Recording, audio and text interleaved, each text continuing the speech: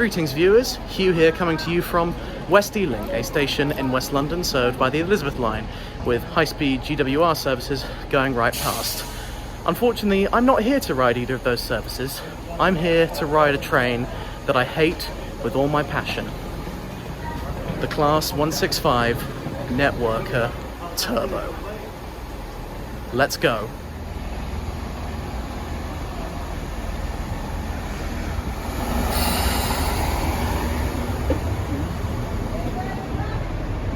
Board the Class 165 here at West Ealing, and we're going to be getting this train to Greenford, as this is one of the branch lines that these trains run on. These used to be commuter trains out of Paddington, but when they finally electrified the Great Western Main Line from Paddington, they replaced these with Electrostars, so these now run on terrible branch lines. And some people argue, oh, these trains, they work good for those branch lines because they're unelectrified, but personally I think you should at least get something like Civities or something. These trains just aren't good for the job.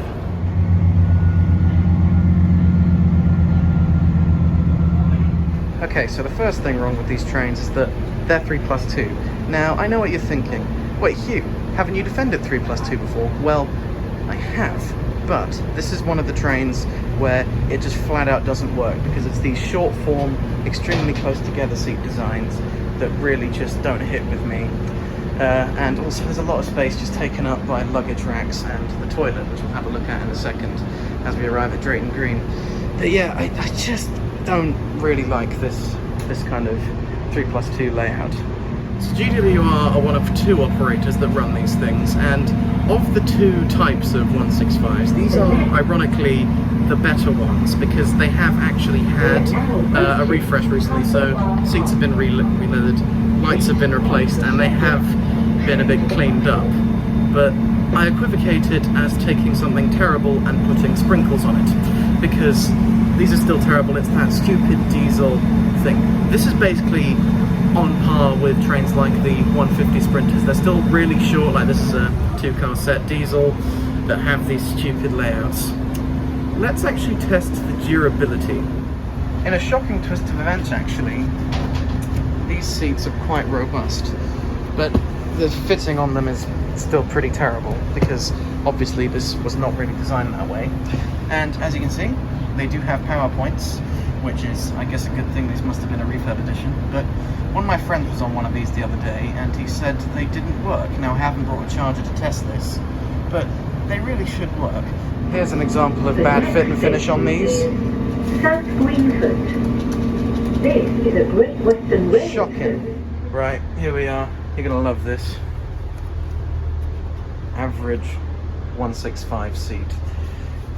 Just completely broken. Come on, just fix this. This train is so bad. 2 in a row. Yeah, these are not built very well. Third time's the charm. Right, time for the toilet. The toilet aboard the 165, and you can tell this has clearly been added more recently because it still looks a bit nicer, but it's still terrible, it's still dirty, and it still smells like shit here. So yeah. So, what is it with these trains and ventilation? Well, actually with these types of 165s, it's not super terrible. They do have an AC system, which sort of works. I mean, it's not good to test on a rainy day like today, but whatever. But for some reason, they still have this stupid fail-safe system, where they still have louver style pull open, but you can only open if the air conditioning fails. It's just super confusing, the fact that they leave these in here. You'd think they would at least give these a body rebuild rather than just brightening up the interior a bit. Makes no sense to me. Also, as with many other trains of this era, the legroom for someone like me who's 6 foot is just terrible. I hate this rib design that these seats have. It's just super it just creates a lot of problems for someone tall like me. I understand for someone smaller it's not much of a problem, but because I'm very tall, yeah, it's a pain. And of course, to an enthusiast's chagrin, there are seats with no window view. Kind of Pendolino style, ain't it? A lot of my fans who are from the north will go, oh Hugh, you're from the south, you never really get to experience the way trains are up there. Well, I think I now have, because this train, it's old, 3+2, it's diesel, 2 cars running on a really short branch line, and yeah, it's horrible. But unlike your 150s, the seats are always broken on here, and also these just look ugly as f***. I'll just post some video of what the front looks like. It just looks... Anyway, we're approaching Greenford. It's now time to finally say bye to these terrible trains, although GWR just do a bit of an overhaul on these and they'd be serviceable. It's just get rid of these build quality and accessibility and legroom issues. These can be improved, but unfortunately the other operator that run these, that really isn't the case.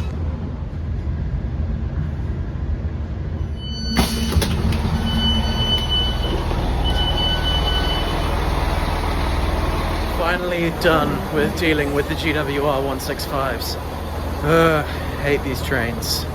But there is another kind of 165 that could be way worse, and I'm going to be getting a central line train from that platform there to find out.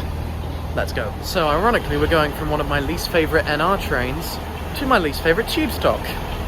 Today has just been a brilliant day, isn't it? Anyway, we're going to get the central line train to West Ruislip.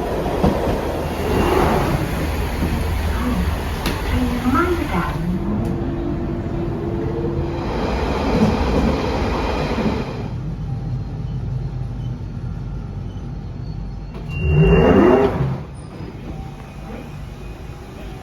Right, we've made it to West Ruislip. Now it's time to go over to the NR station and then ride the Chiltern 165. This is probably the worst version of the 165, so look forward to that. Yeah, here we are, West Ruislip National Rail Station. And yeah, we're going to be getting a Chiltern train into Marylebone. And the thing is, GWR sort of have an excuse to be running these because they only run them on little branch lines that really not too many people use, because Electrostars and IETs have taken over the intercity stuff. But the Chiltern main line, as you can see, is the only unelectrified main line into London. All the other ones either have third rail power or overhead power. This, nah, it's all diesel. So these 165s do massive journeys all the way out to, from here to High Wycombe, Beaconsfield, Aylesbury, just ages. They do have Turbostars that do longer range services, but I suggest if you want to get the train to Birmingham, I'd recommend taking Avanti or LNWR instead. But yeah, these 165s, they really should not be running on this kind of service anymore. I think you should probably put the wires up or put slightly better diesels on there, because with GWR, there's a bit of an excuse. Anyway, I've got about 30 minutes wait for the next one that's going into London. See you then. Here's a preview for later.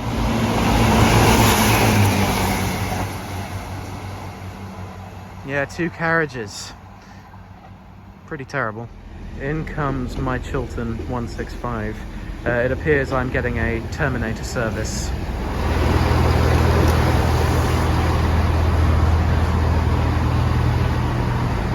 Welcome aboard the Chiltern 165, and this train is definitely the worst of the two. And if you're thinking, Hugh, you're just reviewing these and never ridden them before, I take these trains to NFL games at Wembley Stadium. I know what the deal is. Already the seating confuses me. So here in this main cabin you have the exact same 3+2 seating arrangement as you have on the GWR ones and on the 465s. And it's just as bad. I'll explain my problems with it in a second. But here, if we go towards the back, you have 2+2. I honestly don't understand. Why don't you make the entire train 2+2? It's just in the quiet zone area. This really does not make any sense to me. I genuinely can't fathom. But this is so much better than the 3+2 back there. So much better. But still terrible. Durability test time. Fail. Double fail. My word, these trains are riddled with problems. And look, unlike the GWR ones, these are dirty and crumpled as f***. Like, they are just... they've not been cleaned properly in ages. And they're just super dirty and terrible. Anyway, let's have a look at what amenities you get. So, unlike the GWR ones, no charging ports, big downgrade, considering these ones actually do run on the long distance routes, so it would probably make sense for the GW ones not really to have them, but the Chiltern ones to have them.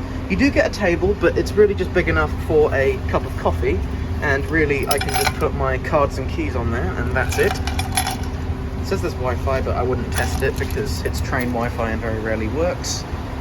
You do get cup holders, which Dill likes, but still, really not that good.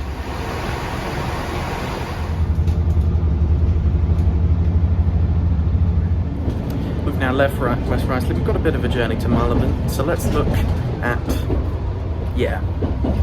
the toilet. So here's the toilet. It's pretty similar to the one on the GWR one. It's a lot darker than it comes across on camera, actually, but yeah, it's very similar. Going into South Ruislip. Now time to test whether the intercarriage doors work. Yes, they do. Amazingly. Although it does take a while for the other one to open. And we now enter the front cabin, sort of these better seats. Yeah. Just look how dirty all this is, though. I'm pretty sure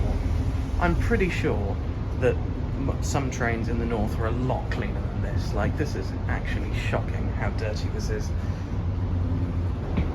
Definitely a very stable seat there, my word. Just like on the GWR ones, the legroom is shocking. And also,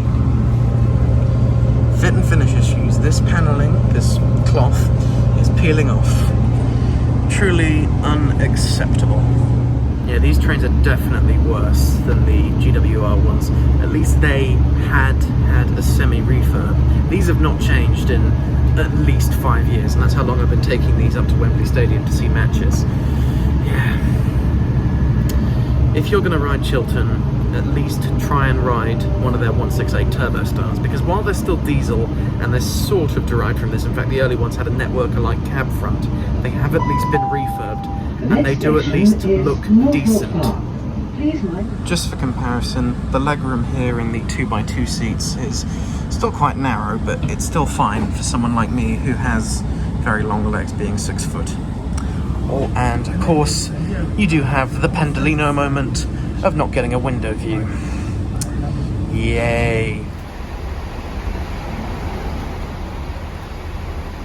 Although, one interesting thing to note about these Chiltern ones is that, like the GWR ones, they do have ventilation, which is working, but they don't have the fail-safe vent opener things. I don't really know what you call them, but basically an external way to let air in.